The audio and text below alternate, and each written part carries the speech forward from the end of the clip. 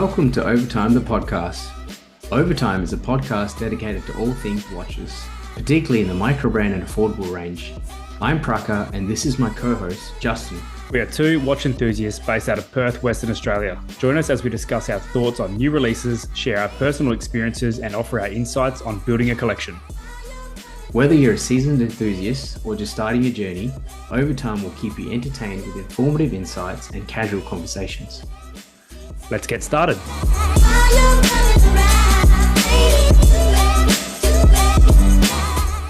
So, Justin, how you going, mate? Hey man, doing very well. Now we're getting towards the end of the week. Back to a Thursday night this week, Friday tomorrow. Looking forward to the weekend. So I'm good. How about yourself? Yeah, not too bad. Not too bad. I'm also looking forward to the weekend. My son's birthday party this weekend, so it's gonna be hectic, but it'll be good fun. So I'm looking forward to it. So lots of prep to do, but that'll be worth it.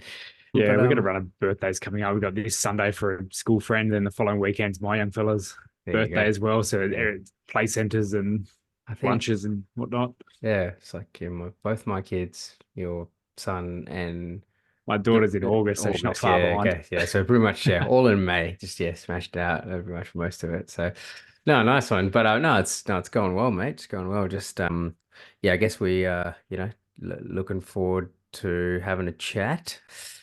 Doing something a little bit different today, but before we get into it, we'll always kick off our wrist checks. What have you got on your wrist today, mate?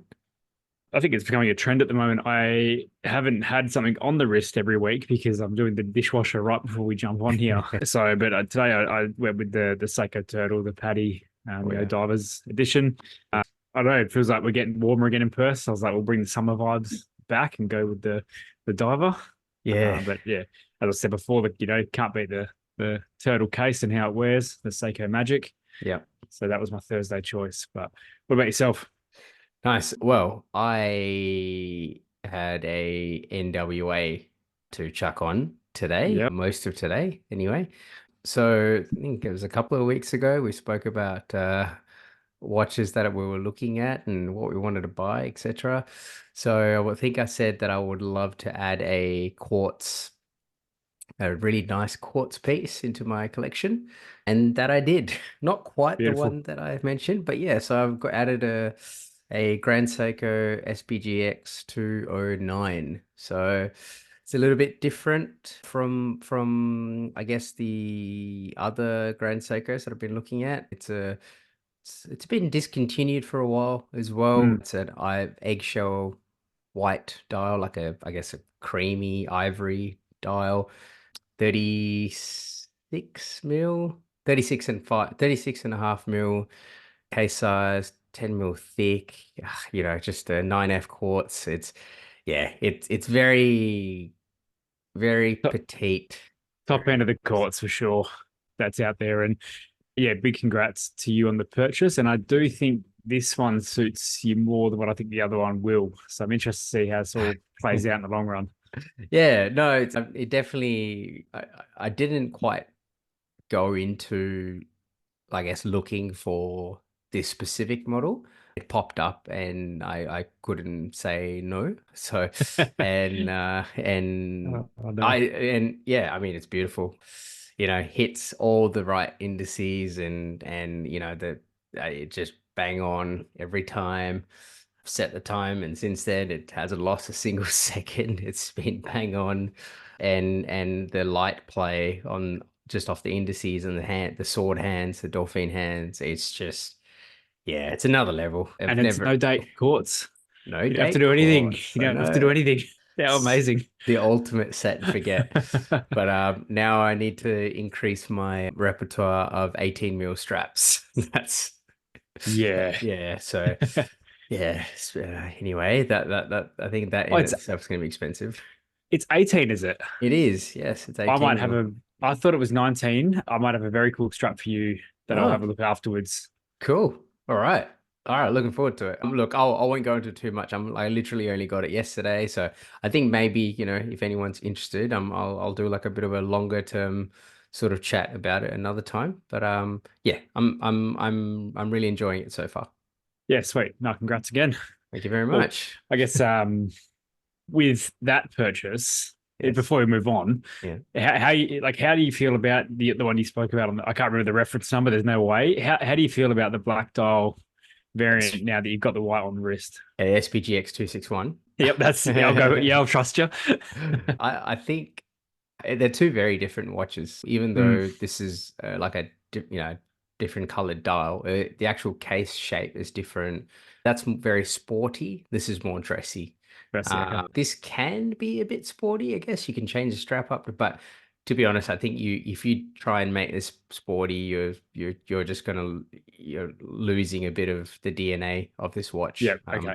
I think, yeah, it's two very different watches, but I had the chance to had a couple of days with the SPGX 061, which is Yep. the older version with the dual logo, and it's literally the same as the 261, and it was awesome. Yeah. Cool. Okay. I don't Well, think it takes away from it at all, if I'm being yeah. honest. Okay. Well, what I'm hearing is you're probably going to have two Grand Seikos in the collection very soon, Uh, and I don't uh, think you'll be able to part way with either.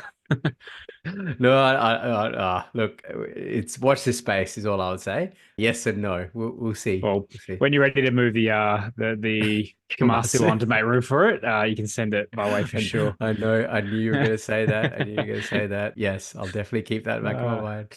All right, let's get into it. Hey, let's get into this week's let's episode. go. Look, I think was it 2 episodes ago we said, hey, watches and wonders happen, but we're not really going to talk about that because we just, I don't know, it's not really our lane. But we thought, you know what? Let's do it. Let's have a chat about watches and wonders. It's been a little while now. We've had time. Everyone in the community have had time to unpack and have their say. So why not? Over Yep. time the podcast have their say. So yeah. So basically, we're going to talk about our winners and losers of watches and wonders. We tried to sort of simplify it with the top three, bottom three. We didn't really want to go to too much detail. We'll just keep it, and in that because there were so many releases, and not just Watches and Wonders. During Watches and Wonders, they had a couple of other expos running as Mm, well. They had the Hotel Riviere Beauvau, is that what it's called? Beau Rivage, sorry, the Hotel Beau Rivage, which gotcha. is another another event that was happening pretty much like at the same time. And that had a bunch of other brands, not obviously you had a lot of brands that exhibited in Watches and Wonders. And then you also had brands that exhibited in the Beau Rivage. Like you had a lot of micro brands there, like Furlan Mari, Nevada, Baltic, Doxa. And I'll leave it there because I think one of them is coming up in Yep. your list. So let's let's kick it off. Hey, Justin, give us your first of your top three. Yeah, so the first one we'll fire away with what you were alluding to. We'll go with the Doxa Sub 200T. I think with my top three before we get into the Doxa, I went with I felt that looking through all the watches released and whatnot or announced, there's at the top end of stuff, it is pretty overwhelming when you're reading specs and the inspiration behind and whatnot. I'd kind of just get lost in the crap, and it really. I mean, I just maybe I don't appreciate it like the way they were supposed to be appreciated, but I kind of kept it simple in the releases for my top three because that's where I kind of am in my lane of my collecting. So yeah, well, Doctor Sub 200T. I think this was probably my favorite release out of this. I've had the pleasure of trying on the Sub 300T in the past, long time ago now. And what did keep me back from purchasing it here in Perth was the size of it. It is such a big chunky boy of a watch. Yeah. Yeah, the one I did try on was the classic Doxa Orange as well. And I think this feels like it should have been done a long time ago, along with the release of the Doxa Sub 200. I feel like it just should have happened, Mm. but better late than never, I guess.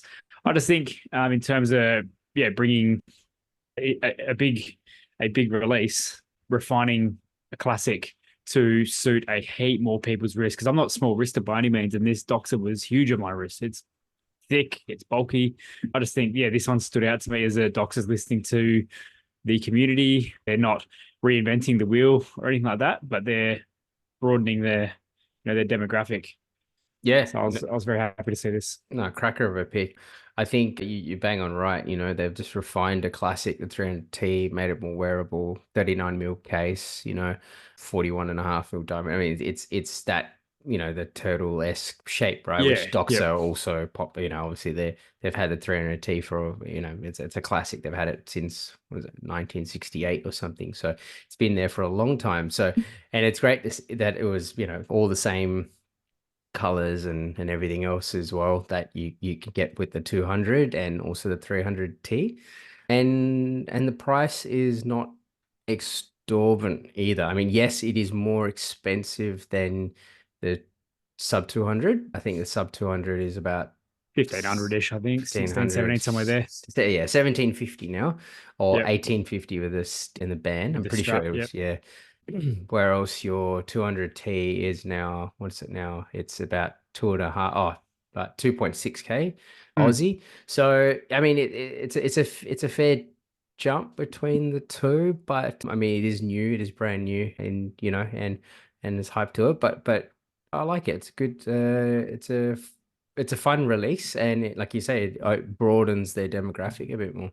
Yeah, and I think what I like most is you don't lose anything going with the having the 200T option there. Like you said, you get the same colorways. You're getting that beads of rice bracelet that Doxa is well known for. It's a copy and paste in a smaller size, Yeah. but yeah, I think it's pretty well known throughout the history of the watch world that you kind of go for the cheaper option, or you offer a cheaper option. You do get a cheaper watch to an extent, but this is just a smaller 300T. Yeah, no, great pick, great pick. And this was one of the ones that were released in, I guess, the same time as Watches and Wonders, but it was Yep, released in the Hotel Beau Rivage, yep. and it makes sense, right? Try to do all your releases at the same time as all the other big brands, and you're gonna get the hype. So 100%. I think the white would be my colorway here. Orange yeah. was always my favorite, but the white on black, like you can't beat it. Yeah, yeah. When I was looking at the 200, the Doxa 200s, Yep. the white pearl was always my pick, or the Shark Hunter, which is very boring, black Yes. or Yep. white. But It's a good look though, right? I think so. Yeah, I think it's a bit of a classic. We have a friend of the podcast, the keyless Redux. Redux. Yes, Yep. correct. Keyless. Yeah, that's right. Keyless connection Redux. Yeah, who absolutely loves his Doxa 300T. So I wonder if he's stoked about this release as much as you are. Yeah, shout out to him. I love like when he does his wrist shots and he's got it in suit, he's got it by the pool. He just Yeah. he had a good honeymoon phase with that watch. Probably still going to. Yeah, I mean, yeah, when you get your grail and Yep, and wear it all the time, that makes it even cooler. for Very sure. nice, very good. That's a great pick. All right, well, I'll go with my first top three. So I kind of went the opposite way of what you did because Yeah. I feel like we kind of talk about the watches that we like all the time anyway, like as in our lane of watches. I thought, let's do something which is not really like my lane, or not really the lane of, I guess, the podcast, which is, try and get affordable micro brand kind of watches. But it's just something that, things that I thought was pretty cool.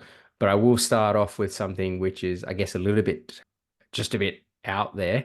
Is called the Space One Tellurium. So I've yeah. never heard of this before. Yeah. So Space One is basically, so Guillaume Leday, who is the brainchild of bringing back Nevada Grenchen and Volcane and Excelsior Park. So he sort of brought it all back again, revived it, and and you could just tell, right, how good Nevada is going right now. They're Mm, re-releasing all this sort of stuff. So he teamed up with this guy called Theo Offret, who's a independent watchmaker in Paris, and basically made this watch which literally looks like a spacecraft. Like, I mean, I don't know. it's very UFO-esque, isn't it? Exactly. So the one before, the thing they did was I think it did on Kickstarter, which was, yeah, the Space One jumping hour, which kind of looks like something from Star Trek. Like, it's just Yeah. insane. Like, like for me, it looks, I look at it and go, yeah, this is something like, like a Mad One style Mm, that's what thing. I was going to get to. Yeah. However, it has some really cool like complications. So this Tellurium, it it's grade 5 titanium. It's got this insane domed sapphire crystal. You can see it's the whole celestial system. So you see the sun, the all the different planets, and yeah, so you got the sun, you got the earth and the moon. So I mean, it's just, and it actually completes the orbit like in a year. Mm. It's legit, how it is. It's not just a, oh, it looks cool. It actually shows you all everything. So yeah, this is called, I guess, a Tellurium system. And yeah, it for me, it's just a super cool concept, and they're using just a soap rod movement, Yep. which is, and then they've I guess modified it to be able to do all this cool stuff, and somehow it's crazy, like it's really out there and it's crazy. However, it it, it still somehow fits on this person's wrist. I mean, I'm looking at this wrist, right? I'm looking at this. Mm. Do you like, it doesn't feel like, I mean, for me, when I look at the Mad One, it just looks a bit strange on people's wrists, or like some of the Oh, Jacob and y- Co's or something, I like was going it's, to mention like this is similar to that Jacob and Co. yeah. Whatever that complication thing is. It's $1 million that Conor McGregor wears. Yeah. But yeah, when you look at those, I forgot what are they called? Astronomicals, I think they're called the Jacob Okay. astronomicals. They're Yeah. that big domed Mm. watch, and then like yeah, you kind of. I was going to get to that. You're getting the Mad One vibes, getting kind of Ulysses Nardine, or however you say it, freak kind of Nicholas. vibes Yeah. in Yeah. that Yeah. case. Yeah, it doesn't. It's not massively stand out on the wrist, is it? You can kind of you tell it's weird from Yes. afar, Yeah. but it's not ugly. Those Yeah. Yeah. watches are. Yeah. Exactly. And a lot of them are pretty, like you say, ugly, but this one is It's it understated for what it is. It just exactly. goes well. You're bang on right. It's understandable what it is. And also, like this is like a module, that Tellurium module, that complication that's been, designed by this Mm. independent watchmaker, putting it onto a Sopro. Like, I mean, it's unique. It's really unique, Oh, and 100%. Yeah. it's really out there. And the cost, I mean, I don't know. You tell me if this you think, like all that cool complications, grade 5 titanium, all this stuff, 2,990 euros. I mean, I don't know, but I mean, I don't know if you would say it's value for money, but for me, I think it's value for money. It's 4,870 Australian dollars. I mean, Yeah. 4,870 Australian dollars. It's like, I mean, a Christopher Ward 12 is, what's the Christopher Ward 12 in titanium? Maybe, that's 1,900 Yeah. US dollars. I mean, it's not The far off, but you don't have that complications and stuff. I mean, I think it's a bit unfair for me to sort of, well, I guess what I should be comparing it against is like, let's find one of those crazy watches that has those crazy complications. Oh, Uh, look, the how much do Jacob they and Co. cost? Astronomia, it comes with the tourbillon option as well, Mm. 600,000 USD. So, I mean, yeah, it's apples and oranges, right? Yeah, yeah, exactly. Crazy So money. yeah, it is crazy money, but I just think, yeah, even though this is, it's still a bit more, obviously more on the expensive side, but for what it is, it's relatively, I would say it's affordable even. I know it sounds crazy saying that Oh, it's for sure. affordable, but Yeah. yeah, it's affordable. I think there's, there's a couple of other watches that do that. Like you said, the Jacob Macco. I think there's a Ulysses Nadar as well that does it. But yeah, it's wild. So and the cool thing is, it's still, you can still buy it. There's Mhm. still stock of it left. I don't know if any of our listeners would be interested in buying one of these, but I don't know. I just thought it was cool, and I like the fact that Guillaume Day, who's the guy that's involved in all this three projects that are going really well, is also Mm. involved in this as well. And I'm really curious to see what else he touches, because everything he seems to touch is working really well. What I like most about this watch is that it could have just been your standard case as well, with your crown Yes. wherever it needed to be. You could have done it up top. You could have done it at 4. three, whatever, and they could have gone with a safer option. But I think I don't know. Like you said, the case really does suit the aesthetic they're going for, the idea behind it.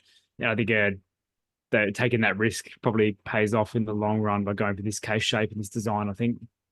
Yeah, for sure. I mean, I don't know if you've seen the photo of it from like a side-on view. Yes. It literally looks like a spaceship, right? Yeah, I it's mean, awesome.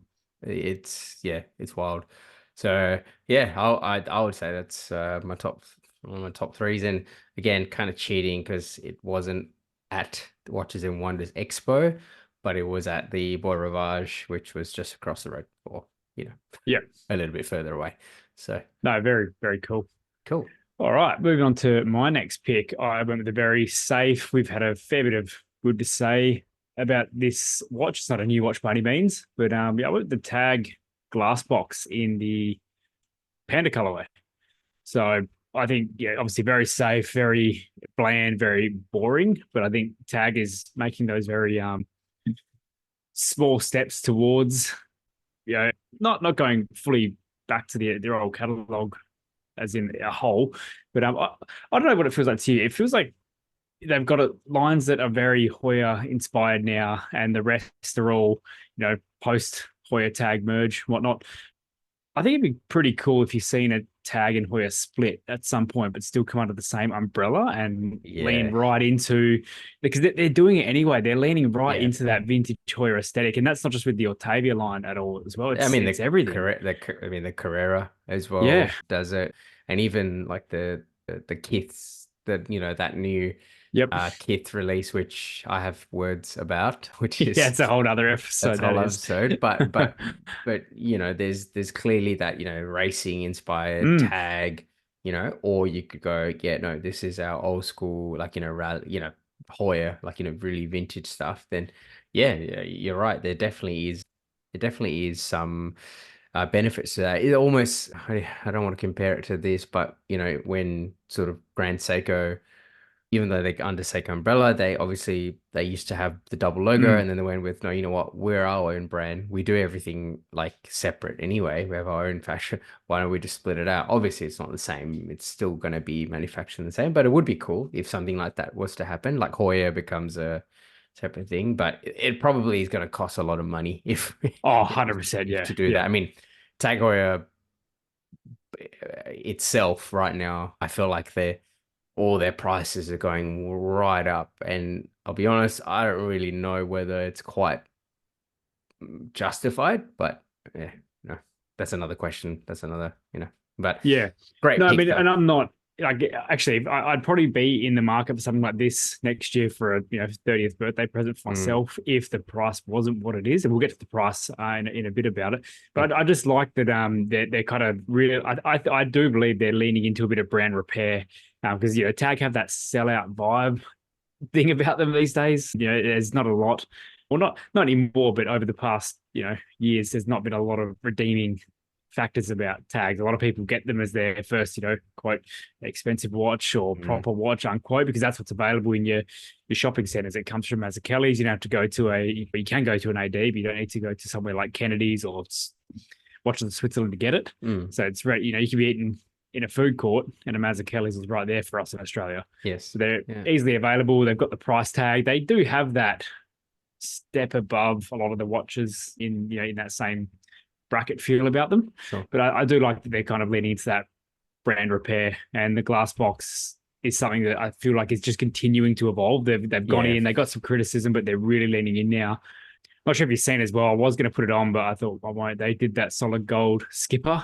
Yeah, I did see it. Oh, that Yeah. was sick. That was a huge watch. But Yeah, I mean, this glass box platform is like arguably Tag Heuer. Like when I see that, I go, I mean that's a Heuer right there. Like when I look at it, I go glass box. Yeah, it just that's what that equals basically for me. And this that bracelet, the you know mhm.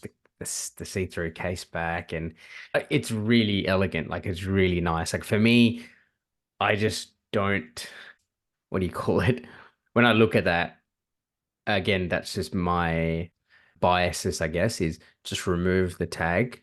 of that Yes. and just Yep. call and it'll just make it look a lot better. I don't know why, but yeah, it's just me. And but it looks elegant and definitely done a cracking job with this new Panda dial release and 39 mil as well. Another Yep. 39 mil, which again, it's just I guess it speaks to the market now.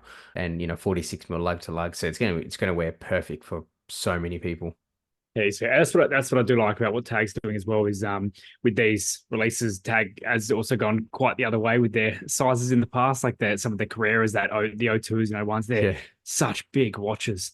But yeah, and I like that you said you can tell it's the Tag. Like when you see a glass box, you know what it is, and I feel like that's what the brand really needs going forward. And I do hope that it continues. But at what is it, 6,500 Swiss francs or francs, you're looking at 10.5, 10.7, I think, roughly AUD off the top of my head. And Mm, when you're in that territory, you're looking speedy money there as well and yeah. whatnot. I think there's definitely, I mean, even for one watch, 10 grand, you could definitely divide that amount of money up and get some cooler stuff. But I just like the direction they're going. It's a cool look, and I like that they're continuing with this glass box style. Yeah, I think with in terms of the money thing and the value thing, I think LVMH as a group is pushing all their prices up, and Mm, I don't particularly, I don't know if it's quite, I don't really see the value in it as much when you say like you yeah, can go get a Speedmaster for the same price, if not less, even retail. Like it's crazy. Like, and for me, an Omega Speedmaster has way more, heritage and everything about it. But then again, in saying that, like, so does this as well. So really, it's just what you value as a customer and whether you think it's worth putting your money towards this as opposed to a Speedmaster. I think what takes away from this watch is that you can go in and purchase one of the other Carrera models, on a bracelet or strap, and it looks basically identical. You get some colored dials. Like the green dial is gorgeous that they do. Is that camo-y, Mm. real lacquer kind of color. And I think it probably takes away from this being that next price bracket up because they're about that 6,500, 7,000 AUD, and they're pretty similar. I don't think this justifies the price. Yeah, it is a pretty big price jump, isn't it? Interesting. Mm. Okay. That number is off the top of my head. I could be wrong, but it's got to be around there, I think. I think that teal dial one that you're talking about, that's about Yep. 9K, so not Oh, much it's about different. nine. Okay. Yeah. Yep. But yeah, still nice. Still very nice. Yeah, for sure. Sweet. Cool. Moving on. Moving on. All right. Okay. So again, I gone with something a little bit different to what I would usually pick. But then again, we were talking watches and wonders, and that's what I wanted to do. So I've gone with the Gronfield. So Gronfield 1941 chronograph. So yeah, look, this is out there, not really what we speak about. So I've handled a Gronfield locally, one of our fellow Red Bar members, and also the owner of the Three Watch Collection YouTube channel has one of the Gronfields. It's not this model, but it definitely, I think he's got the Principa, the 1941 Principa, which is just it's another level, right? We're talking about Yeah, really it's high horology stuff. It's handmade. It's two brothers that you know it's another level of RV. I think it's Dutch, if I'm correct. And yeah, anyway, some really really out there cool stuff. But I think they've had this for it's a long history. They've been there for since 1912. They've got a long history and they make some really out there stuff, like really high end stuff. This is their first chronograph, and I just thought it is absolutely gorgeous. I mean, I've handled that and I've had that close look in just their time only watch, I guess, and it yep. was just so beautifully made. And then I look at this chronograph and I'm like, oh, it's so cool. Split Yeah. seconds. I think it's split seconds as well. So it was a retroprand, which is just that, yeah. So they can have two different, yeah, split seconds. And oh, I don't know. It just looks insane, insanely clean, insanely nice. And I don't know if you can see the back of this watch I'm at the looking at it top, right now. maybe. It's unreal. There is so much level of finishing going on here. Yeah, yeah, and I'm pretty sure they've made it in two different materials. They had it in tantalum, which is like a I don't even know what tantalum is. It's a rare earth, a rare metal, sorry, rare metal called tantalum. And they only had 25 pieces of those that sold out almost immediately. And then they've also got stainless steel as well, which is, I think, that 188 of those. But yeah, if you go into the website and if you do want to buy one, sorry, they're not taking any more orders at the moment. They've put a temporary stop order, Yeah. but so I was being a little bit facetious, but yeah, Yeah. I mean, if you did want to go buy it, go for it. But I'll before I get into the price, it's just insane. Like I don't know if you can look at it. The movement is absolutely I don't even know where to look. it's There's yeah so much going on, and the finishing, yeah, like the beveling on all the parts into that like textured, the centering of the parts is, yeah, unreal. yeah. There's I don't yeah exactly. I think I'm just gonna put a link to the show notes because we're not Yeah, going to we're gonna justify butcher it. how beautifully finished this movement is, and not just the finishing, just the level of technical expertise in here as well. It's truly, truly high end It, watchmaking. Yeah, yeah, like it doesn't matter how long I've been into the hobby. When I look at something like this, it still blows my mind that someone puts this together by hand and understands it and yeah, yeah, knows how it all fits. yeah, Awesome. yeah. I could No, be wrong. yeah. Tantalum, I think, is something to do with Greek mythology as well. And I think tantalum, I read on a Zillow post years ago, it's highly corrosive resistant, I Mhm. believe. I think it's very resistant to corrosion. Yeah, yeah. I feel like that's what it is. I should know this. I did have one unit of materials science in uni, but yeah, it is. Yeah, it's highly corrosion resistance, Yeah, very hard, ductile. It's got a blue gray-ish color. it is a cool hue to it, that color. And I like that they've leaned in with the blue handset here Yeah. as well. The only thing I didn't like, there was one photo where the stitching on the strap didn't match the color blue on the hands, which, yeah, look, it's a $300,000 AUD watch. I'm sure it's the least of your problems if you That's drop that kind of bag on a watch. that's exactly it. So yes, you did say it. Yes, it's $300,000, but hey, it's watches and wonders, and it's one of the novelties. Of course, That's it's it. expensive. This is one of those pieces where I would never get my hands on this, as in purchase it, but you can still appreciate the what's gone into this. And just listeners, again, just like take this snapshot of this because one of my bottom threes is gonna mirror this, and we'll go into why when I get to that. But How, yeah, how do you feel about the piece numbers on being on the dial? I feel like that's such a case back thing. I feel like it actually takes away from this watch. I like you don't yeah, we know this is unique as it kind of comes. We know mhm, what this is. I mean, like someone passing by in the shops is probably going to think this is just your kind of yeah, run of the mill as well. It don't, like, to us it's very special and to mhm. the community very special. But I feel like having that on the dial really takes away from what it is. I just feel like put it on the case back and leave it there. Yeah, I think I agree with you as well. It kind of looks a bit, yeah, I think it's a bit unnecessary that Mm, didn't need to be there. The case back itself already has it, the it does engraving have a on lot there. going on. Yeah, it's exactly. I mean, it does say it. This is Premiere 1 of 25, or that was the tantalum version. So it does Yeah. say it already. So it doesn't need that. But yes, it's just amazing Yeah. like level, and like even the Principa that I've handled is just absolutely gorgeous. Yeah. The yeah, again, it's something to be seen. I mean, I think that one was. How much is that? 36,900 euros. So what does that equate to? 60,000 US Australian dollars. So yeah, Yeah. it's worth more than yeah, it's worth more than both my cars put together Yeah. plus silver. So yeah, it's definitely up there, but it's cool. It lets you appreciate I think when you're comparing it to some of the I guess The other more novelties there. exactly, yeah, the Yeah. other novelties there from other companies. Which we'll get into. We will. Okay, so I'll let you do your Yep. next So one.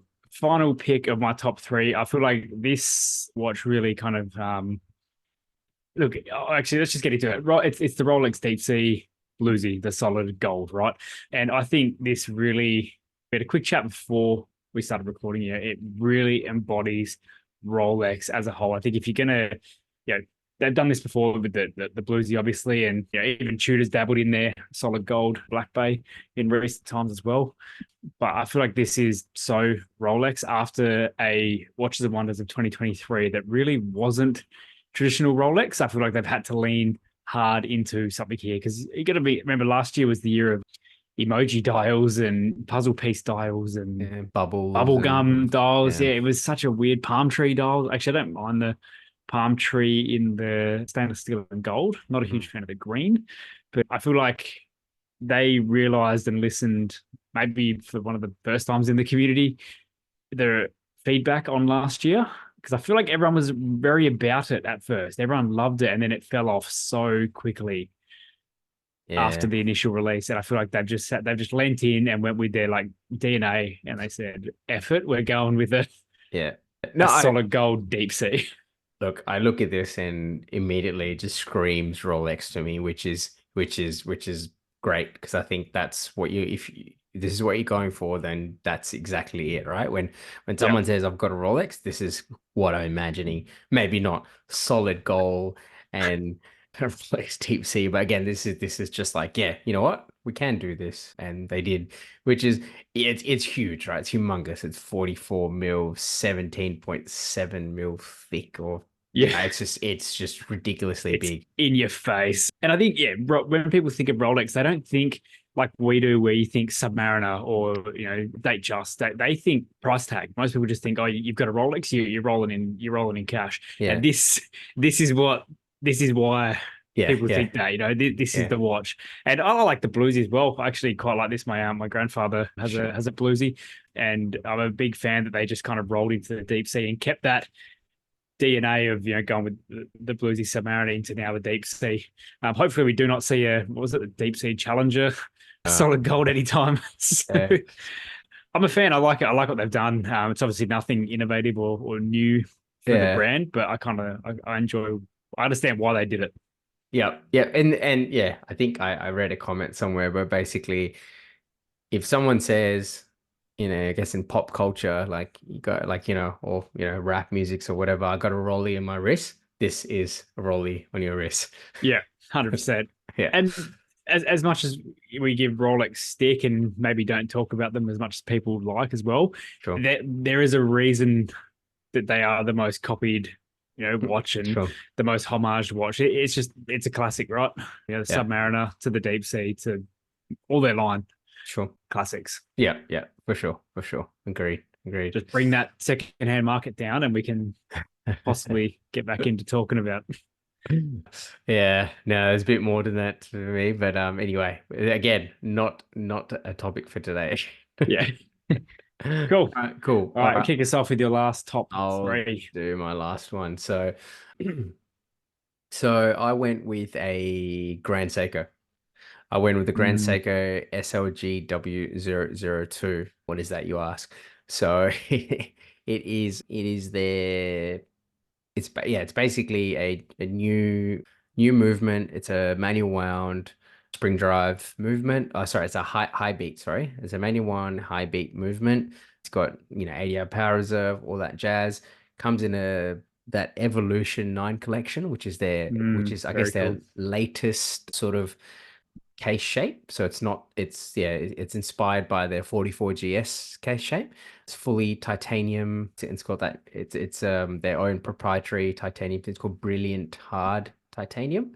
And it's their brand new caliber as well. So it's high beat and like I said, hand wound. It's a 9S A4.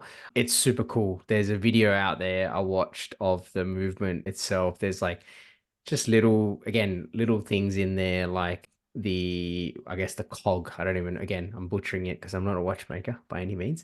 But when you hand wind the watch, you just see that gear move, and there's like a bit where I guess it like ratchets or whatever, and that bit there, it looks like a bird.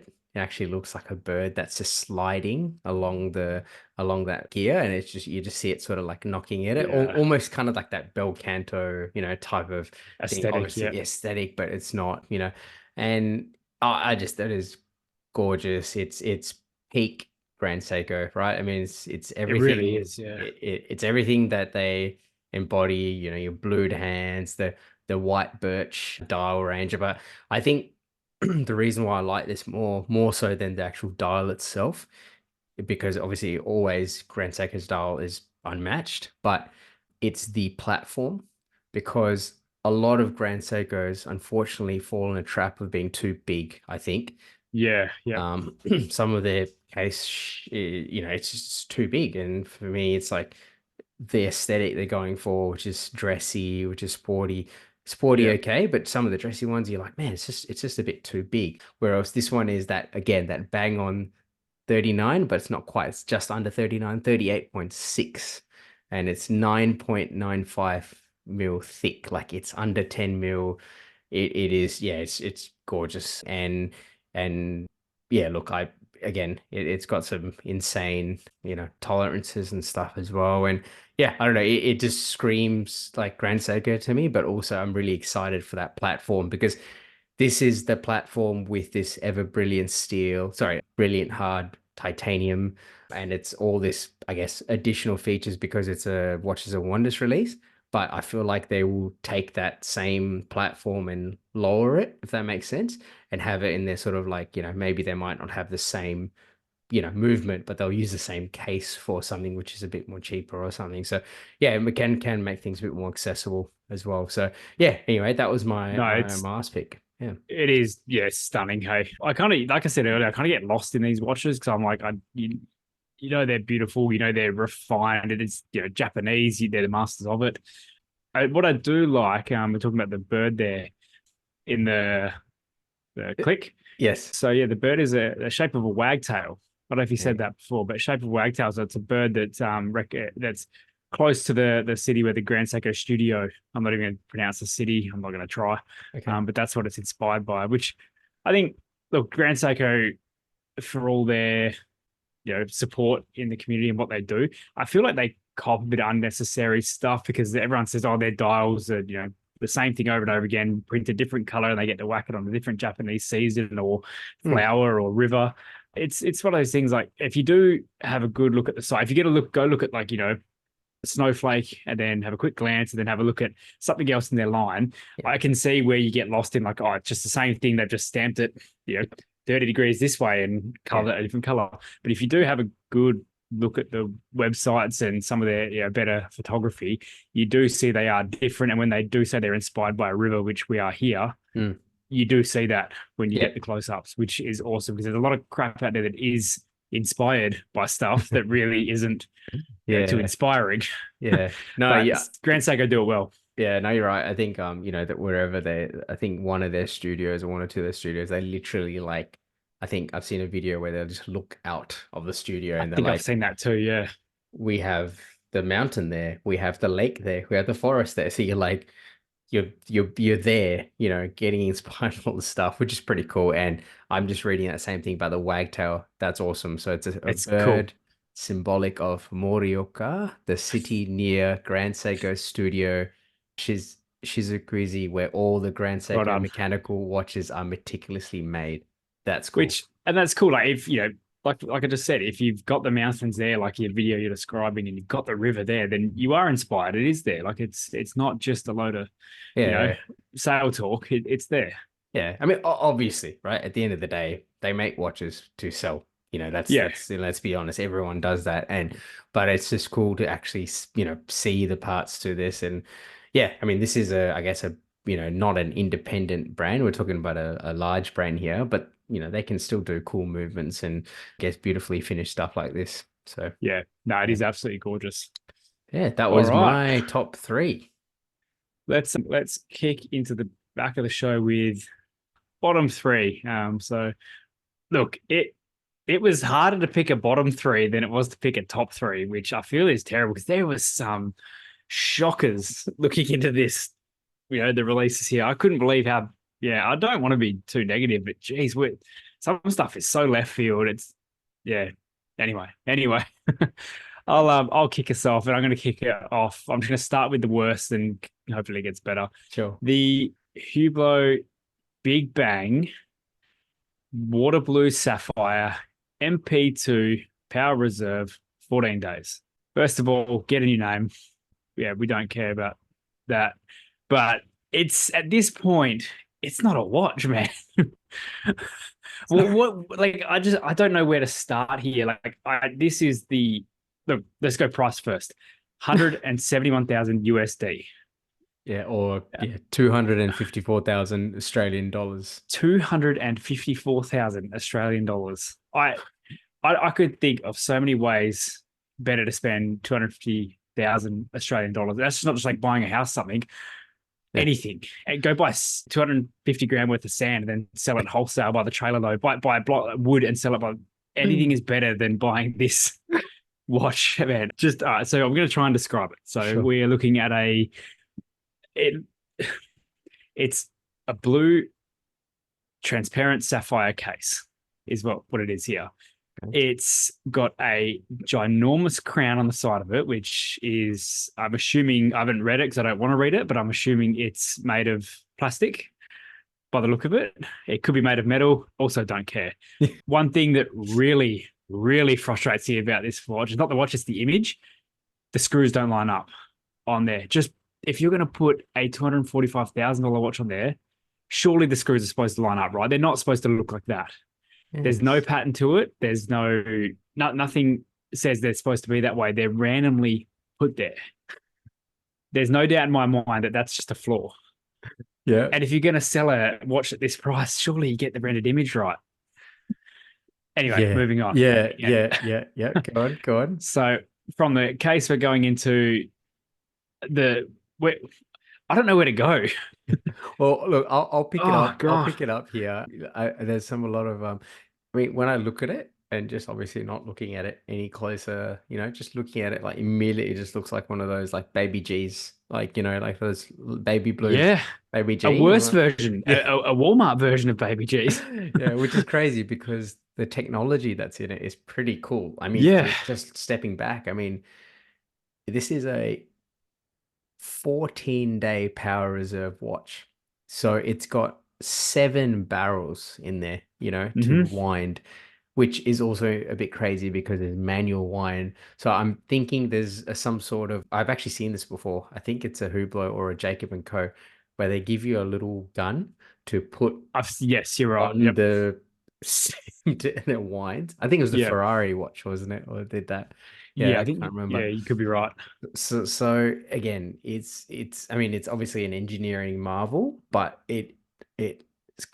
engineering marvels can still look really ugly. And this, why put it in this case? I'm sorry to cut you off, but why on earth put this awesome movement in this case? And then to top it all off, why have you put 14-day power reserve on the crystal? Yeah, it's actually on the crystal. It's actually on the crystal. When you scroll through the rendered images as you go down and you look from the angles, it gets worse and worse and worse. It's like, look, me and you who like watches, look, even looking at this without the 14-day power reserve, if you didn't know about the watch, you wouldn't know it's 14-day power reserve. But people, Mary down the shops isn't going to know what a 14-day power reserve is, let alone care about it. But why have you written it on the glass, especially over a piece of the watch that's got a little bit of movement to it, has got some actual cool aesthetics to it? Why have you just covered it up? It's a job. Oh man, there's so much wrong in this watch. I mean, I get, it's just peak Hublot, I think. But look at the crystal, because the barrel's so freaking big, but they obviously wanted to keep the watch kind of looking. It's actually not a flat or no, it crystal. It's bulbous. I mean, it's this is the worst thing ever. It's got a beer gut, like that's what it is. Yeah, like the barrels are sticking out the. I think the worst part about the crystal, if you look at it from that side on angle, it's not even a symmetrical bump. It's bigger on one side and gets skinnier on the other. It's just, this shouldn't exist, man. It really shouldn't. And then you look at the case as well, where the strap goes into the case. Look at the lugs on the bottom. There's an upper and bottom set of lugs. Why is that a thing? I mean, I understand that the bottom set's got to conform to the wrist, but why are they separate? Yeah, why are they separate? If you're paying 250 grand for a watch and that strap somehow, has like a little screw or a bolt that bolts it into the case of the sapphire, surely instead of making it look like that. Mhm. I mean, maybe that's the aesthetic they've gone for. They're like, oh, it's futuristic. But anyway, but surely at this price, there's something better to be done with the side profile. That is the ugliest side profile of a watch I mean, I've ever seen. you're paying $254,000. Look at the Gronfield that we were looking at. Man, just put your Yeah, money towards that. Like pay, what do you call it? Pay $140,000 less and you can get a Principia, which was, and that thing is absolute gorgeous and you still get all that movement and everything else. yeah. This is, And yeah, nuts. I get there's a lot going on with the case as well. Like sapphire case isn't a small feat to kind of conquer, but you look at stuff like I think it's Seiko Design. They do sapphire Yeah, cases, $3,000, and it looks 1 million times better than this. it's, And I want to know who buys this watch, man. Who's wearing this? I like what I picture is like some like rich person's kid who just wants something that's fashionable and yeah. looks out there. But I think it's like a I've sportsman type thing. They get sponsored and then they, like, I'll wear Hublots and, that's why, I mean, that's the kind of vibe that I'm seeing. But yeah, this is, you kicked it off with a banger because this is pretty awful. I just yeah, nothing about this makes sense to me. Like You know I what? remember staring at this and just being like, I don't get Sorry, it. sorry. I'm gonna interrupt you for No, a go, second. go, go, You know go. what the worst part about all this? I mean, everything's been pretty bad so far, but this is only rated for 30 meters of water resistance. Oh my God. Jeez. Yeah, well, it's because it looks like it's glued together. It looks like it's got little like Air gaps gaskets and it's everywhere. just like pressed to it. That's all you're getting. I don't know. Oh, When you look at the side profile there, you're getting a bit of movement. Look there. They've even yep. stuffed that up. Look at the crystal, the sapphire crystal there. At least make it clear so you're getting a nice view Mm. of what's going It's on. got lines all through it. You can't even see the movement Yeah, properly. and anywhere you look at this watch, apart from the underside of it, all I see is that 14-day power reserve. In the video where it's rotating through and everything, yeah, just this, yeah, whatever's going on at Hublot needs to stop. Like this is just not on. I mean, Um, Hublot gets a lot of bad rep by a lot of people out there. I completely understand. I completely get it. When I see this is, yeah, it's awful. I think yeah, to reference like as it Nico Leonard, he goes on about Hublot non-stop. Like he and this is why this is the point. Like high horology, but why wrap it in this? Like you take Yeah. that exact window movement there and even put it in just the standard stainless steel Big Bang case Yep. with it doesn't need to be on an integrated bracelet, it can just be on the rubber Mm. and take away the 14-day power reserve, maybe play with the crown a little bit, refine Yeah. it, Yeah. and you have a huge step in the right direction because Yep. this Yep. is I think this is I'd be surprised if you could find a watch worse looking than this at this level of how much you're spending. I don't have words, man. Man, yeah, I mean, I'm just looking at some of their, I mean, why not? Let's just fully lean into it, right? I think there was another watch that was released at the same time, I believe. It's the integrated Tourbillon full purple sapphire. I Oh mean, gosh. it kind of looks a bit better, I would say, but again, same sort of deal, right? I mean, it's cool because it's a tourbillon, but yeah, it just looks like a kid's watch, unfortunately. Yeah, this is it. It does. They just look like kids' watches. Yeah, I think it's more the price that shocked me than the Yeah. I yeah. mean, yeah, you do not feel like you're getting what it is here. And I could be wrong. Does this strap look like it just pops out with a button? Here? Is that what's going on? Do you just press that button on the that weird lug and the strap just pops out? Yeah, kind of looks like it, yeah, like a little, yeah, almost looks like a, G-Shock light, where you Yeah. press a button, but looks like it just pops out. But I don't know, And mate. Yeah, what happens when you drop this watch? it's gonna shatter. It's yeah, it's It won't scratch, but it'll shatter. the only thing that's going to be surviving is that crystal. The crystal's going to survive because the hump in it's so big. It's yeah. Anyway, let's move Yeah, right I along think I from think this. I've So I've laughed through that entire segment, so sorry about I've that. laughed and But cried. Anyway, all right, you take uh, us away. It's only up from here. it can only get better from here. All right, mine weren't that controversial, but I will start off with a chronograph. So I wanted to talk about the Tag Heuer Monaco split seconds chronograph in titanium. So Okay. this is released, yep, again, grade 5 titanium, which we spoke about in, the space one had it as well. We talked about a split seconds chronograph, which was, I think, called a Rattrapant, which that Gronfil had that we spoke about, which was, remind me again, how much was that Gronfil? That was, Around 300 grand, I think, for the tantalum. yeah, oh, the stainless steel. How much is that I stainless? Whatever it was. feel like it's about 155, I think. Yeah, yeah. Okay, let's go 155, right? That's 155, which is still a lot of money. Yeah.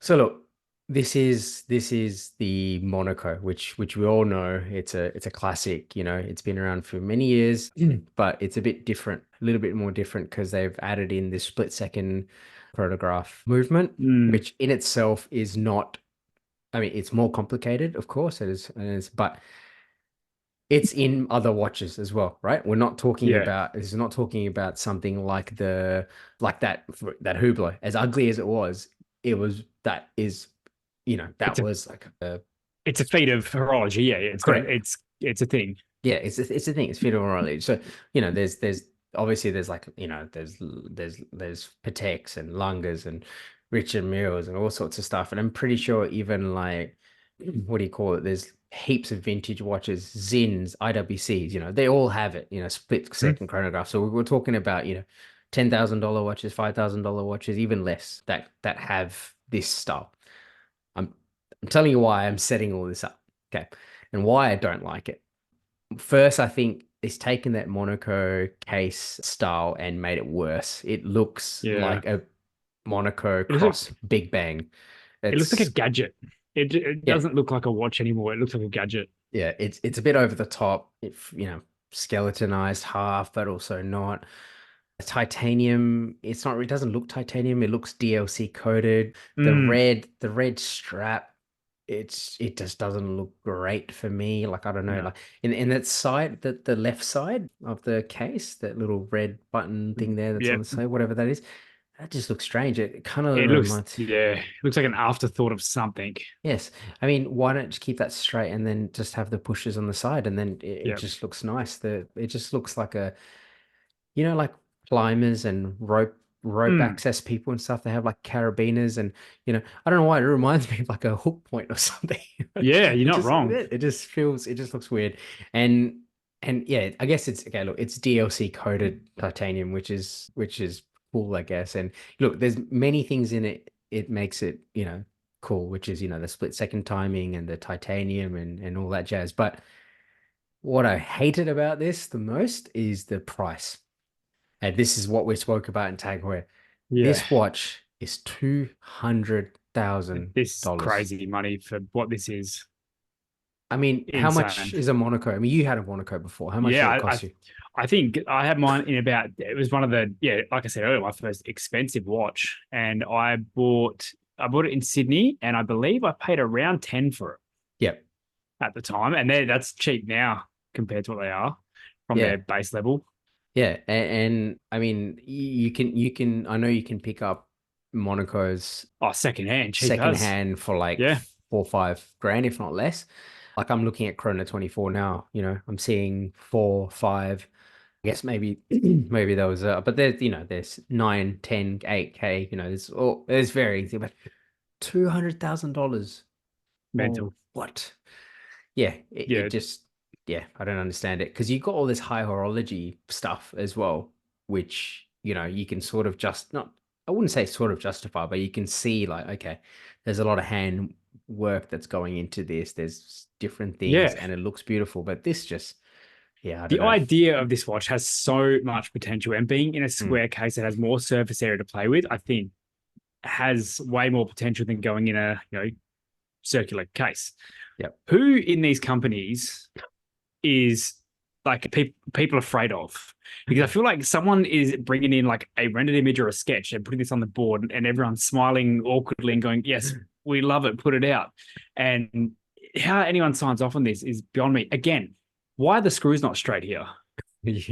Yeah, Why are they not straight? And this is it's a square watch too, so it stands out even more. You got your straight edges. It's not round. yeah, it's a Why are they? two Yeah, hundred thousand dollar watch as well. Just to just to that's add. not just it here. Like, why do this half skeletonized thing and right next to the tag logo have the Tag Heuer logo itself on that bottom corner? I forget what those little purple things are called. There's Mhm. no symmetry. I mean, it doesn't need to be symmetrical, but that ruins so much of this watch from the get go for me. Yeah, Looking how off that is, and then like you said, adding in that little bit on the side, looking at the screws. I'm assuming that minute track is printed on the glass. kind of looks like it. It's hard to tell. I don't But think it'd be printed on the stuff because you'd be seeing different levels, like where it ducks down to the movement, ducks up to those weird. I'm assuming these black bits where the chronograph subdials, that's yeah, a car part of some kind. It looks like a it racing strut, like does. a It does brace. look like it. Yeah, yeah. Also, what is going on with these subdials? You've got writing on the bottom. It makes them more squishy. It doesn't look like a retro car speedo No, or not at RPM all. meter. Yeah. It just looks terrible. Yeah, I don't understand. Those additional words don't add any value to the watch. I mean, if you just left Tag Heuer Monaco, I mean, the Retropron is basic. That's the split seconds hand, and that's the chronograph. I mean, yes, but every other split seconds chronograph have this, and they don't have the words written on it. And yeah, it just feels like dumbing it down a little bit. Yeah, it's like going back to the 14-day power reserve on the Hublot. Why does it need to be written there? If you're buying this watch, you're not forgetting Yeah, what's in it. yeah, But yeah. yeah, this feels so tacky and cheap. And I feel like going back to talking about the glass box, it's just a 180 flip about what we Exactly. said. And Yeah, that's what boggles my mind as well. You've got Glass Box, which is amazing, which was in the top three, yeah. and your top three, and also I pretty much picked the Gronfield Mm, and this as the same time, just trying to say, look at what you get for this kind of crazy money in terms of a split second chronograph, yeah. and then look at what you get here from a big brand from LVMH, which is just not great. Yeah, it is just stupid, isn't it? It's wild this exists. All right. Yeah. Anyway. Anyway, let's move on to the next of our bottom three. All right. So I'm going to go with another brand we spoke about earlier, Grand Seiko. Now, specifically the Grand Seiko SBGC 275. Now, what is going on here? This, again, like looking at this watch, nothing about this watch makes sense to me. Yeah. The dial is just all over the place. Where they've put that logo Mm. destroys this watch for me completely. And for the listeners, it's at 11 o'clock. Yeah, you got your GS itself, Grand Seiko written underneath. For argument's sake, you could have just taken Grand Seiko away from that and left the GS somewhere instead. I feel like the date window is obnoxiously big. I understand the indices are big, but you've gone bigger than the indices and it just looks ridiculous. Yeah. The handset is so fat and ugly. Yep. Like, what is, and then even to the pushes, like, what is going on with the case to pushes here? That does not aesthetically make sense to me. This It's this feels to wild. me as the antithesis of Grand Seiko. It does. It feels like an unraveling of what they are and what they Yeah. stand for. It's literally the polar opposite of how they do watches. Obviously when you sent it through and I looked at it and went, what the fuck's going on here? Sorry, excuse my French, Yeah, but what's exactly going on though. here? It is so out there. And then I thought, I'm gonna give him a bit of, what do you call it? Let's read. Let's Give us what some grace. Yeah, yeah. yeah, let's read and see what they're trying to do. So again, like you said before, Grand Seiko always goes with the nature, with what's around them, and Hmm. trying to think, I'm like, what the hell is so ugly around them to create this? But they're talking about the sunrise and all that, which is the dial color, which fine, yeah, okay, you can get away with that. But what about the I guess the angles on the case? Because this is not your 44 GS or your 66 No. GS. It's not that beautiful Grand Seiko Zaratsu. I mean, it's got the Zaratsu polishing and everything else, but it's not the case designs. But they went for, I guess, yeah. So it says that they went for strong, powerful, angular case design inspired by the lion. because that's the symbol of Grand Seiko. So they're like, this is strong. This is meant to be like, oh, out there in your face, angular of the case, and the claw-like hairline finished lugs. It's which provides a contrast as the right so polished surfaces. I feel like what they tried to do and what they actually did is very far away. And that's what I mean. There's got to be a limit to what you can say this is inspired by. Because I reckon if you give this picture that they've got on like Hodink's website to someone and say, what is the inspiration behind this watch? They And were, I reckon the amount of answers you would get out of 100 people and the amount of people that would just say, I have no idea. yep. I just, yeah, this one really took me back because I really am a big fan of Grand Seiko. I Yeah. do love Grand Seiko and Seiko as a whole. But I think the idea of this case being inspired by A lion. the lion and then going with this weird angular stuff and then having these standard weird sticky outy pushes just takes away from what they're trying to do with the case, even though it's not done well. It's a lion's mane. No, I'm joking. I'm joking. Yeah. I don't know. I mean, No, it's the dial is inspired by a lion's mane. The dial, yeah. So this is what really frustrates me about this watch is the dial does something cool. It changes color with multi-layered optical coating. Such a cool feature. Why the F not put that in to one of your other cases that is more suitable for this dial instead of whacking what is such a cool dial concept onto a dial that has 4 sub registers, a handset that takes up 1/8 of the dial, and then your date window and indices that are huge. You're taking so much away from the dial and the aesthetic you've gone for, and the actual cool thing about this watch. The only cool thing about this watch, you're taking away from it. Yeah, I completely agree. Like it just takes. Yes, it just dilutes. I mean, and the amount of complications that's on this thing. It's like they're like, oh, let's just chuck it all in. You got your GMT. Yeah, let's put a power reserve on there. Oh, yeah, that's your spring drive. That's your, we'll put the chronograph in there as well. Oh yeah, we'll chuck a date in there. Oh, it's over the top. It's literally over the top. And yeah, I don't know. I honestly don't know. I mean, for me, when I first looked at the dial and I thought, oh, maybe it kind of reminds me of the Grand Seiko. I think it was called the Godzilla, which was which is the release they did in 2019, SPGA 405G. So or just type in Grand Seiko Godzilla. It's very similar in only one sense. It's got that same strong angular case shape. Can you sort of see that? Yeah. But I feel like this is better though. This is way better. So much better. Exactly. Put that dial color or texture into this watch. Yep. Bring something back. Do something cooler with it. Exactly. And it's got the strong, here it is, in your face case shape, but without it being way over the top. And yes, it's got just enough, but it's not crazy. But yeah, that's exactly what it reminded me of Godzilla. And Godzilla was, I guess it's way cooler as well. It's freaking Godzilla. Yeah, it's awesome. But I just feel like, on here as well, like we said, we've got the logos, the 2 logos at 11 o'clock. Moving Grand Seiko then comes across into that 12 from the 10. And then you've got Spring Drive also written in at the subdial. You've also got GMT in there as well. 6 o'clock. Yeah. There is, I mean, I like symmetry myself, but even I think for someone who isn't fussed about symmetry, this is still like, I'm looking at all the, like, I usually look when I look at a busy dial and look for space and think how much space is left over on this dial, and there is nothing on here. And I don't know why I'm comparing it, but I look at what Seiko did with their speed timer with the 4 sub registers. So much better. Yeah. Than this layout, this configuration. It just, I mean, obviously there's a market for it because it's not the first model that looks like this, but it just really, when I looked at it, I just couldn't believe it existed.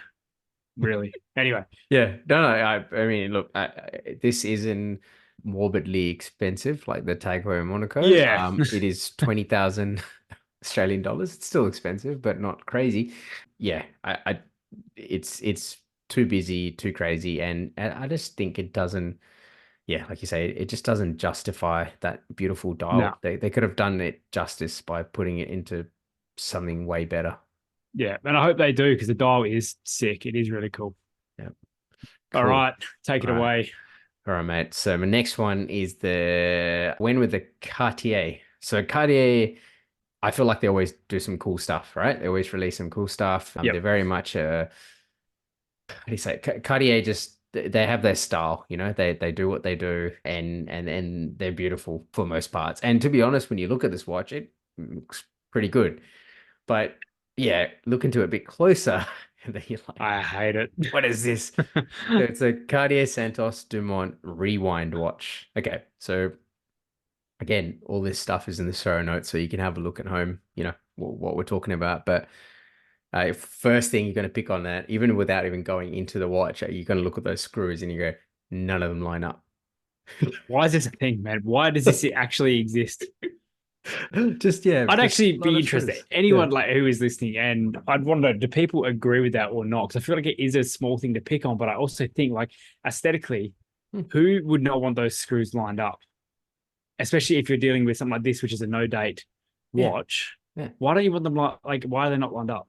Yeah. Yeah. And the thing is you spend so much money, you know, I guess in the dial where you can see so much symmetry. Why wouldn't you extend that to the case Exactly. as well? So yeah, anyway, first pet Anyway, peeve right there. So look, Cartiers are beautiful. Okay, that's kind of what they're going for. So this is a weird watch. So this is a yeah, it's called a rewind.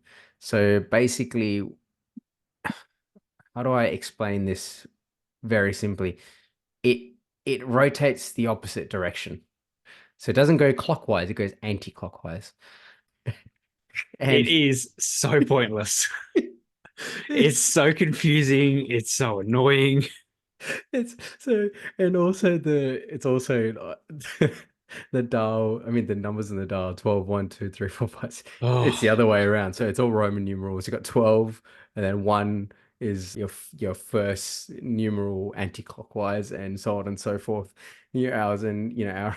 It's it is a silly complication. Like it just doesn't make any sense. Like I look at it and go, you know how beautiful this watch would be if it was just the regular oh, it'd be watch? stunning, wouldn't it? Platinum on red. Yep. It's so gorgeous. But this is what I don't get. Like for I'm gonna say 9 out of 10 people looking, if you look down at your left wrist or right wrist, whatever you wear on, Mm. and you read out that time, I wouldn't be able to read the time on this. Like I would get genuinely confused by it. And I think a lot of people would too. I think Yep. it's because it's one of those habits. You know how to read a watch, you know how to read it. I've been doing it since I was a kid. Yep. Everyone's been looking at clocks since they were in primary school. It plays with the brain, and it shouldn't because it's a watch. Yeah, yeah, and I just feel like it's being extra for the sake of being extra, if that makes sense. Does it feel lazy to you? Yeah, it's not a great complication, is it? Like there's It some feels really like, cool oh, complications out there. look at our novelty. It's in a platinum case, but the novelty is it's going to confuse you. It's backwards. It runs Yeah. backwards.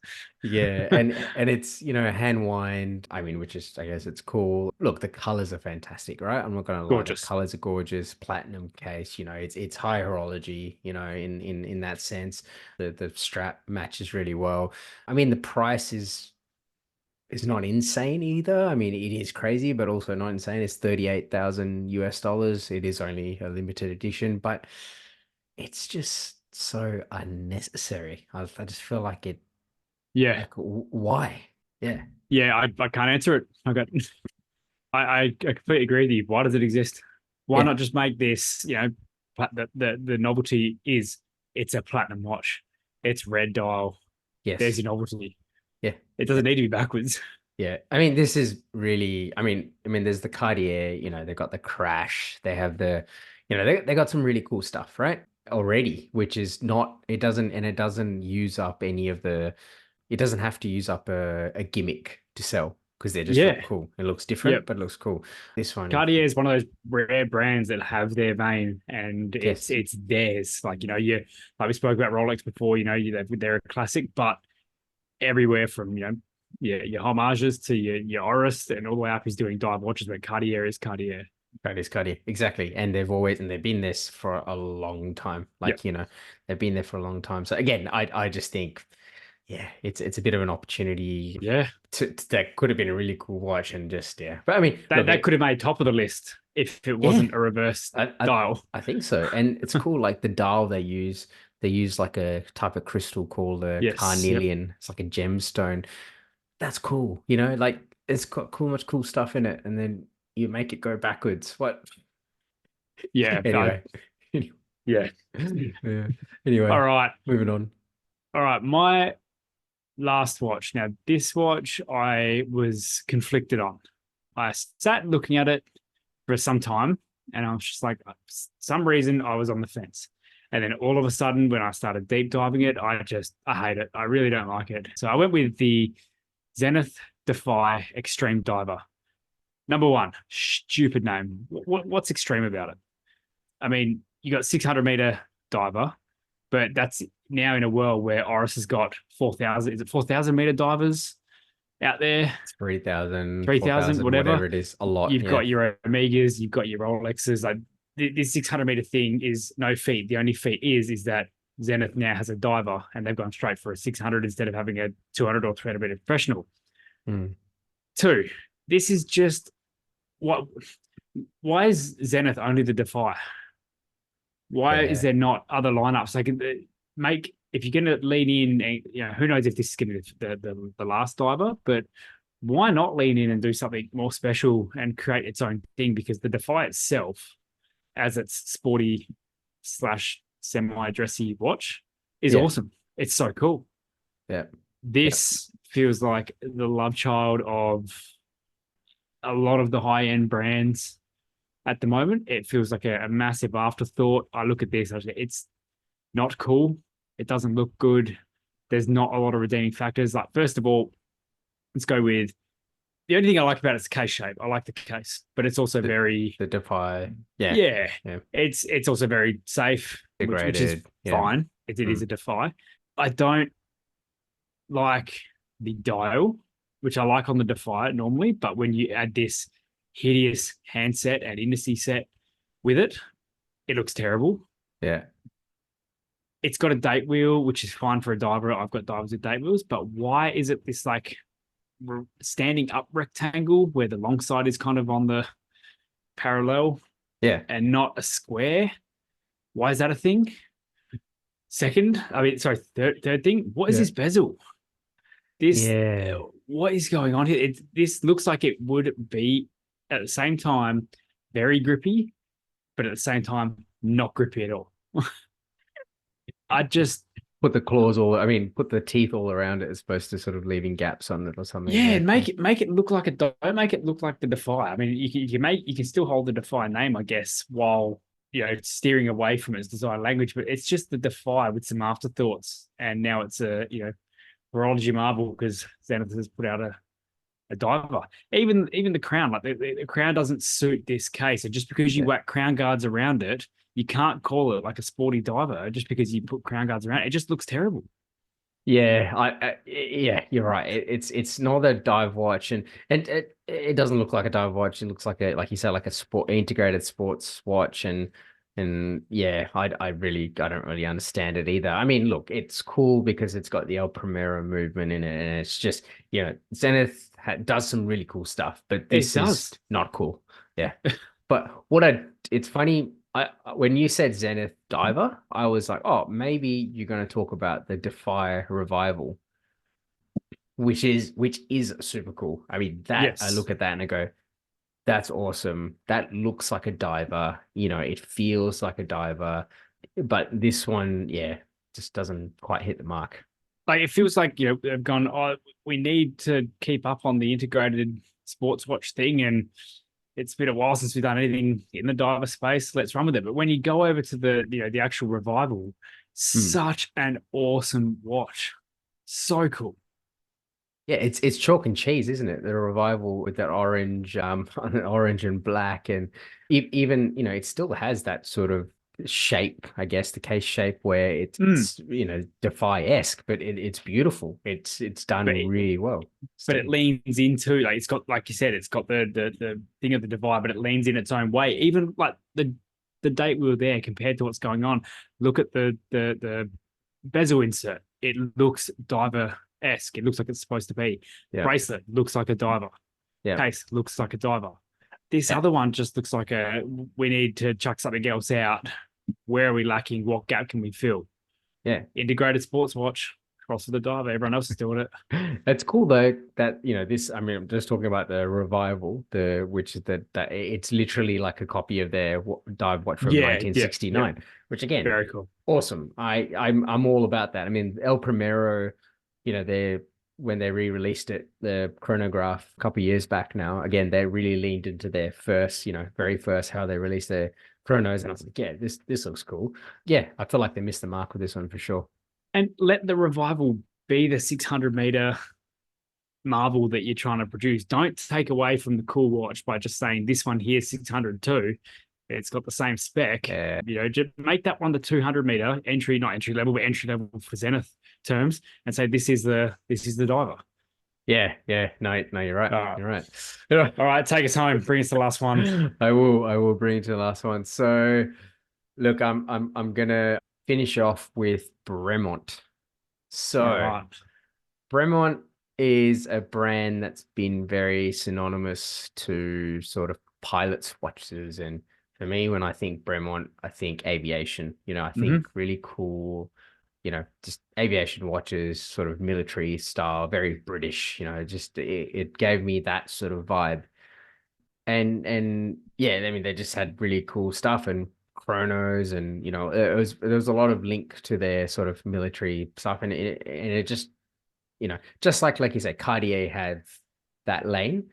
Yep. Bremont had this lane. And I think for the last, 20, 30 years or however long, they've really, tried to push that out. They're not a super popular brand by any means, but I think they can hold their own, or at least they did. So what they've done in Watches and Wonders is they've done a complete rebrand. They've changed their logo. They've changed their text. They've done a complete rebrand. Okay, they've designed language that they've had the last 20 years. They've just gone, let's throw it in the bin and let's start new.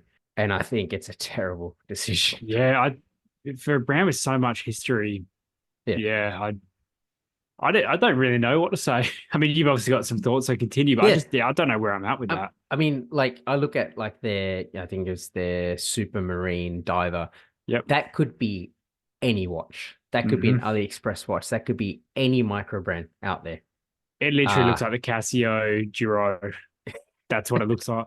And that's a what, $70 USD. Yeah. And this, I don't even know. I don't want. What's the price on this one? Bremont Supermarine. I mean, it would be a lot of money. And yeah, it I'm would, just yeah. It's $5,000. I think. Yeah, it's $5,000. And for what? 5,550 Australian dollars. And on that blue strap, it's 5,150. There is, I'm sorry, but there's no redeeming quality. But you look at that and go, a $300 Kickstarter watch has it looks like the first attempt at a dive watch. Yeah, that's what it is. Looks like. Yep. Yeah, it looks like a Kickstarter, like there's nothing. I'm not trying to be disparaging towards, just Kickstarter watch. What I'm trying to say is, like you say, it looks like a first attempt at a watch. Like if you got a brand new company, a brand new team that wants to do something, and they're, it's going to become an iterative process where they get to the watch that they want to get to eventually. They're starting off like this, and they go, you know what? We can only do this at the moment because we only have the budget to do this. And we can only have so many suppliers that we can go to do this or whatever. I'm thinking like small micros, like one-man band. They're just trying their best, and you go, you know what? That's cool because I can appreciate that.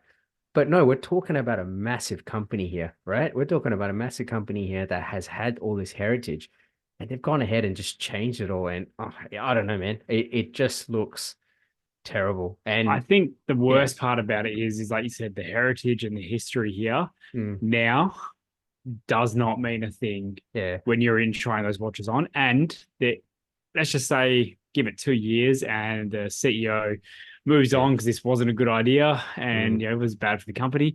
You can't go back. No, you can't. It is what it is now. I mean, like I said, they're not been around for years and years, but they've been around for 22 years. I mean, that's still a long time. Yeah. And Christopher Ward's been around for that long, and they've had an iterative process. I feel like the design now kind of looks like Christopher Ward 15 years ago or 20 years ago, like and that's not a bad thing, but it just feels like a step back so far. I Yeah, mean, both their founders have left the company.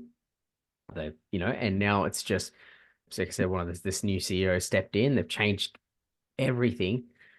And yeah, the field watch, I don't know, mate. Like, I mean, you look at that Terra Nova.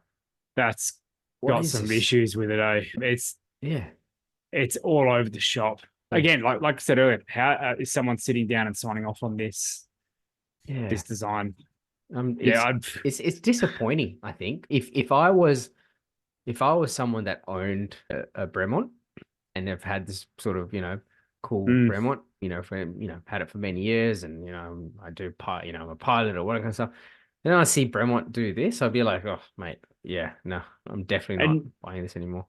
I don't think what they've done is a good idea for any company to do, or let's just stick to watches, any Sure. watch company to do as a whole. Like I think, a logo change like say Ward did and Second Hour was done and whatnot, Yeah. fine. But to do a full redesign of Agreed. everything from design to logo to ground up from everything isn't good. And unfortunately, Vermont could be the test the waters of what some companies could have possibly considered in a few years to come, and are Yes. now going to save their brand for their sake and the customer's sake, Yeah. Yeah. and not do what Vermont did.